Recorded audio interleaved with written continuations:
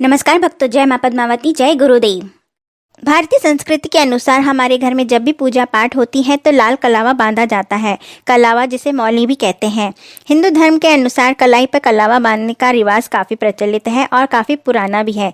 इसका कारण केवल धार्मिक ही नहीं, वैज्ञानिक कारण भी है, इसीलिए कलावा बांधते हैं।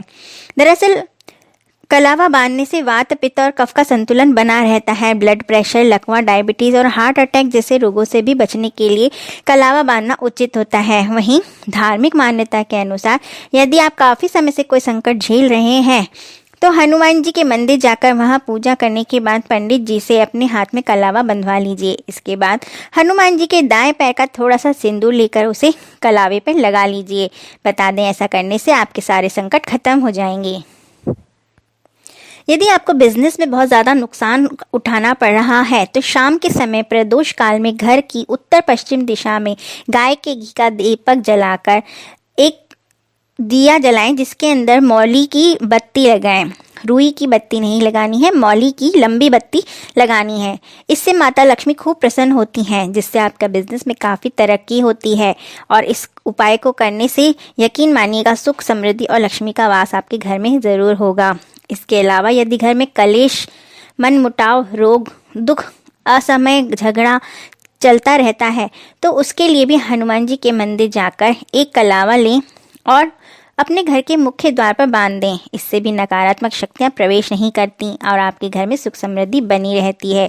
इसी के साथ ही बर्थ चार्ट में आपका सूर्य अशुभ फल दे रहा है तो शुक्ल पक्ष के प्रथम रविवार को धूप दीप नैवेद्य चढ़ाकर हाथ में मौली 6 बार लपेट कर बंधवाएं। फिर सूर्य देव को प्रणाम करके जल में रोली और गुलाब जल की कुछ बूंदें डालकर तांबे के लोटे से जल अर्पित करें। सूर्य शुभ प्रभाव देना शुरू कर देंगे। इसके साथ ही शुक्रवार को शाम को मुख्य दरवाजे पर कुमकुम से स्वास्तिक बनाएं। फिर एक चावल की ढेरी बनाकर उस पर एक सुपारी को मौली लपेट कर रख दें। इस प्रकार एक घी का दीपक भी अवश्य लगाएं।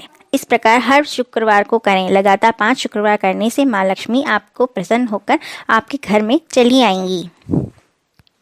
यदि आपका कई काम उलझे पड़े हैं और कोर्ट कचहरी के चक्कर लगा कर परेशान हो गए हैं, कितने ही मामले हैं जिनमें आपको कुछ समझ नहीं आ रहा कि क्या करें, तो मनचाहा फल प्राप्त करने के लिए किसी भी नवमी पे आंवले के पेड़ के नीचे जाकर घी का दीपक लगाकर 5 प्रदक्षिणा कर मौली को उसकी टहनी पर बांधाएं। इतनी बांधें कि उससे बाद में अपने हाथ में बांध सकें। फिर दशमी तिथि पर वापस जाएं, वहां घी का दीपक लगाएं और वह मौली खोलकर अपने हाथ में बांध लें और फिर कार्य पर जाएं। सभी रुकावटें दूर होंगी।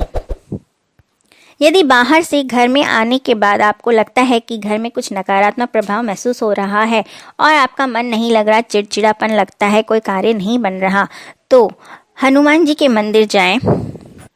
यह उपाय शनिवार या मंगलवार किसी भी दिन कर सकते हैं। साथ ही गुरुवार को भी यह उपाय कर सकते हैं। तो मौली का धागा वहाँ पर हनुमान जी को समर्पित कर दें। फिर वहाँ पर एक बार चालीसा पढ़ने के बाद उस धागे को इतना लेना है कि उसमें 7 गांठ लगे और गांठ लगाने के बाद वह हाथ में बंध जाए।